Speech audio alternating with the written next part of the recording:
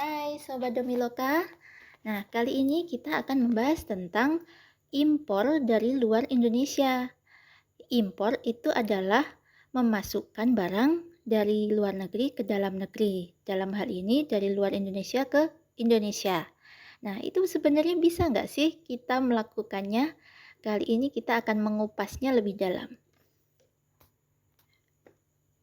Aturan impor dari luar Indonesia diatur melalui Peraturan Menteri Keuangan Nomor 199/PMK.010/2019.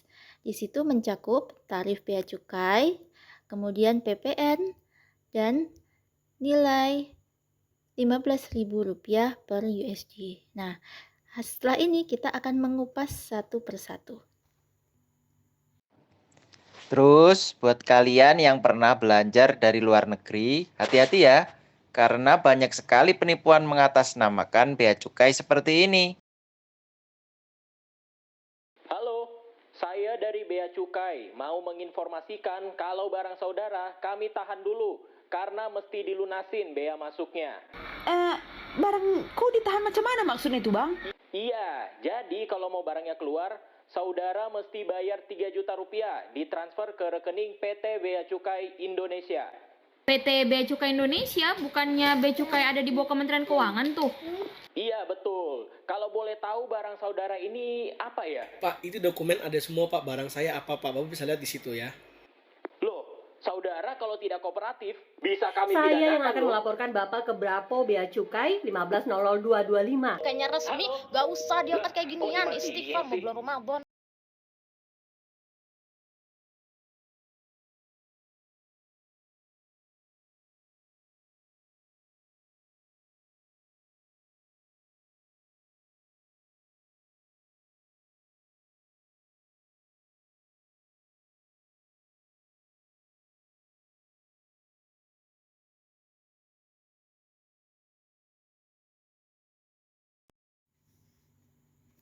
Berikutnya, tarif bea cukai. Nah, tarif ini terbagi menjadi yang pertama 7,5% untuk barang umum, kemudian 15-20% untuk produk tekstil dan tas, lalu 25-30% untuk produk sepatu. Komponen hitung bea masuk dan PDBRI, yaitu kurs pajak berubah tiap pekan, bisa dicek di www.beacukai.go.id/kurs. Rumus bea masuk sama dengan nilai pabean dikalikan NPDPM dikalikan persentase tarif bea masuk. Nilai pabean merupakan harga barang ditambah asuransi ditambah ongkos kirim. Sementara itu, nilai impor yaitu nilai pabean ditambah bea masuk. Rumus PDRI sama dengan nilai impor dikalikan persentase tarif pajak.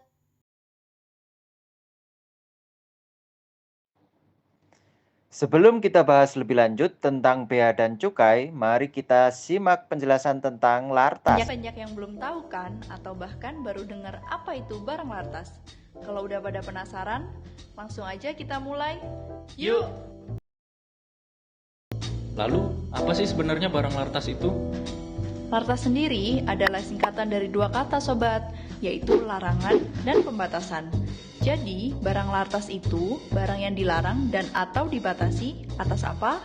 Atas impor maupun ekspor barang tersebut. Nah, barang larangan dan pembatasan meliputi produk makanan, minuman, obat-obatan harus memperoleh persetujuan dari BPOM untuk tujuan penelitian termasuk uji klinik, pengembangan produk, sampel registrasi, bantuan, hibah, donasi, tujuan pameran dan penggunaan sendiri dapat melalui mekanisme jalur khusus, yaitu dengan mengajukan izin SAS atau Special Access Scheme ke BPOM.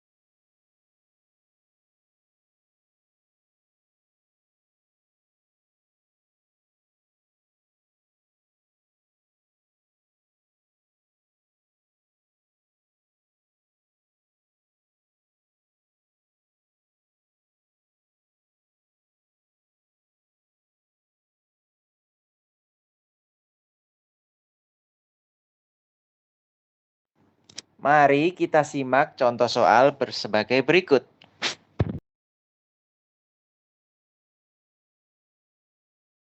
Nomor 1. Kak Tom membeli aksesoris HP dari luar negeri dengan harga barang sesuai invoice sebesar 2 USD. Biaya pengangkutan udara sesuai airway bill 6 USD dan asuransi yang dibayarkan 2 USD. Asumsikan kurs pajak yang berlaku pada saat penetapan 1 USD sama dengan Rp15.000. Jadi, karena nilai barang kurang dari 3 USD, maka bea masuknya dibebaskan. PPh-nya tidak dipungut, tapi tetap kena PPN 10%. Yuk kita jumlahin dulu CIF-nya. 2 USD ditambah dengan 2 USD ditambah dengan 6 USD. Kita dapatkan 10 USD. Selanjutnya kita hitung nilai pabeannya. Nilai pabean kita dapat dari penjumlahan CIF dikali dengan kurs pajak pada saat penetapan, yaitu 10 USD dikalikan Rp15.000. Kita dapatkan nilai pabean Rp150.000. Nah, bea masuk sudah kita jelaskan di atas tadi bahwa pada kasus ini bea masuk dibebaskan. Selanjutnya kita hitung tentang nilai impor. Nilai impor kita dapat dari penjumlahan nilai pabean dan bea masuk. Nilai pabean Rp150.000 ditambah dengan bea masuk Rp0. Jadi nilai impor sama dengan Rp150.000. Yang terakhir kita hitung PPN-nya. Nah, PPN kita dapat dari persentase tarif PPN dikalikan nilai impor, yaitu 10% dikalikan Rp150.000 sama dengan Rp15.000. Kesimpulannya, total bea masuk dan PPN yang harus dibayarkan yaitu Rp15.000.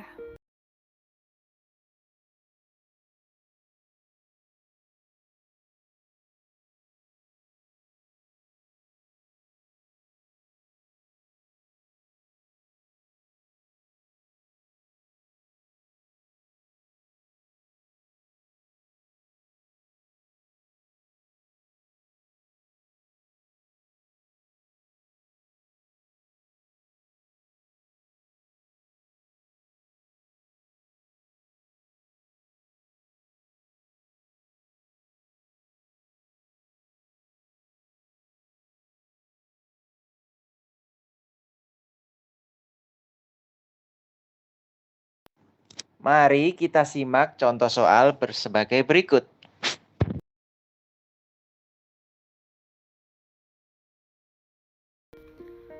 Contoh soal yang kedua.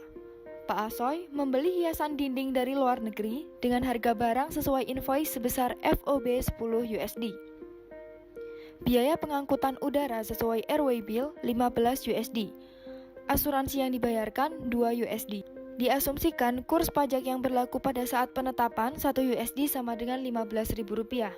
Jadi, karena range nilai barang lebih dari 3 USD sampai dengan 1.500 USD, maka tarif bea masuk sama dengan 7,5%. PPh tidak dipungut dan PPN 10%. Selanjutnya kita jumlahkan terlebih dahulu CIF. Totalnya adalah 27 USD. Kita cari terlebih dahulu nilai pabeannya dengan mengalihkan kurs dengan penjumlahan CIF. Kita dapatkan nilai pabean sama dengan Rp405.000. Selanjutnya kita hitung bea masuknya dengan mengalihkan persentase bea masuk dengan nilai pabean. Hasilnya adalah Rp30.375, dibulatkan Rp31.000. Selanjutnya kita hitung nilai impornya dengan menjumlahkan nilai pabean dan bea masuk. Kita dapatkan Rp436.000. Yang terakhir kita hitung PPN-nya. 10% dikalikan dengan nilai impor. Kita dapatkan Rp43.600 atau dibulatkan menjadi Rp44.000. Kesimpulannya, total bea masuk dan PPN yang harus dibayarkan yaitu Rp75.000.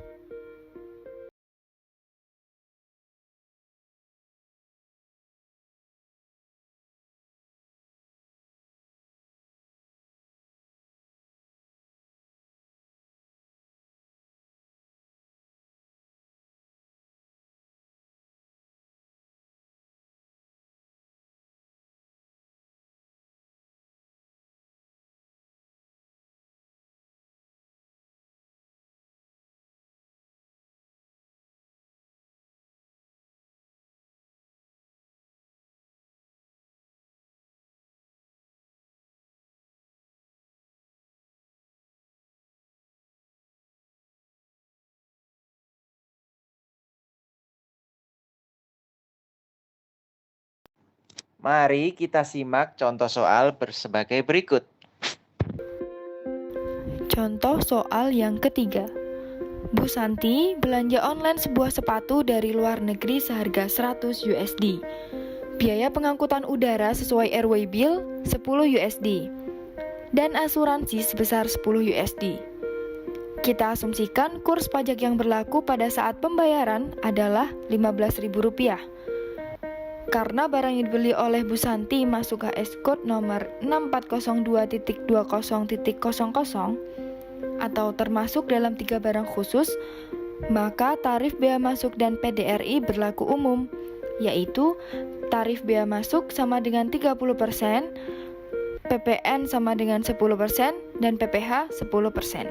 Nah, selanjutnya kita hitung penjumlahan antara cost, insurance, dan freight-nya. Kita dapat 120 USD. Selanjutnya kita bisa hitung nilai pabeannya. Kita dapatkan 1,8 juta. Selanjutnya kita hitung bea masuknya. Tarif bea masuk dikalikan dengan nilai pabean kita dapat Rp540.000. Lalu kita hitung nilai impor dengan menjumlahkan nilai pabean dan bea masuk. Kita dapatkan Rp2.340.000. Yang terakhir kita hitung PDRI-nya, yaitu berupa PPN dan PPH. PPN kita dapatkan 10% dikalikan nilai impor, yaitu Rp234.000. Selanjutnya kita hitung PPH-nya, 10% dikalikan nilai impor, kita dapatkan Rp234.000.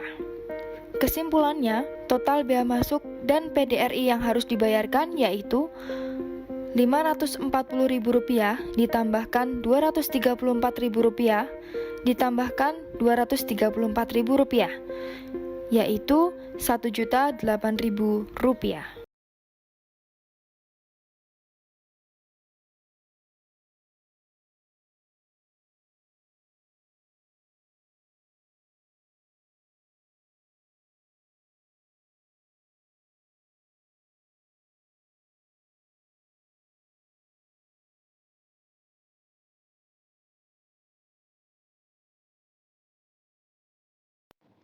Untuk kalian yang memerlukan jasa kami, kita tuliskan di kolom deskripsi ya.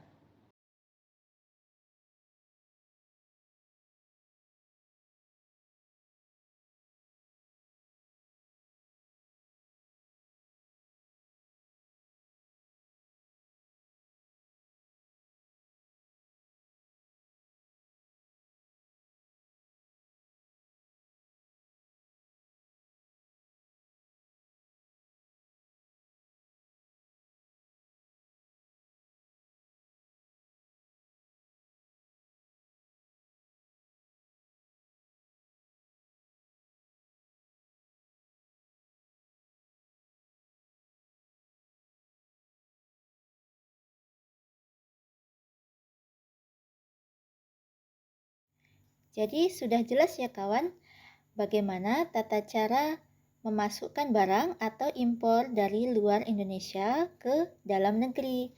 Dan kita juga bisa menghitung sendiri berapa biaya yang harus kita keluarkan untuk melakukan proses impor.